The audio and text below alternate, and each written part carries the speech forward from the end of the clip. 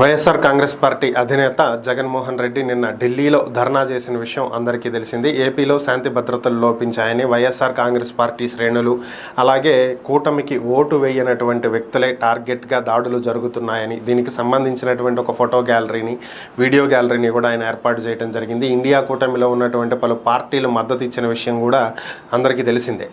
అయితే ఈ ధర్నా అనంతరం ఆయన మీడియాతో మాట్లాడటం జరిగింది. మీడియాతో మాట్లాడుతున్నటువంటి సందర్భంలో జగన్మోహన్ రెడ్డికి కీలకమైనటువంటి వ్యాఖ్యలు చేయడం జరిగింది. దాంట్లో ముఖ్యమైనటువంటివి ఏవైనా సరే కూటమికి కానీ, చంద్రబాబుకి కానీ, టీడీపీకి కానీ పగ ఉంటే అది తన మీద తీర్చుకోవాలని, తనను చంపాలని తాను సిద్ధంగా ఉన్నానని, తన కార్యకర్తలను, పార్టీ నాయకులను, పార్టీ శ్రేణులను ఏమీ చెయ్యొద్దని, వైసీపీకి ఓటేశారన్నటువంటి అక్కసుతోటి, కోపంతో వాళ్ళ మీద దాడులు చేయొద్దని, మీకేదైనా కోపం ఉంటే అది నా మీద చూపించుకోండి, నన్ను చంపండి అని చెప్పి జగన్మోహన్ రెడ్డి చేసినటువంటి వ్యాఖ్యలు ఇప్పుడు సంచలనంగా మారినటువంటి పరిస్థితి.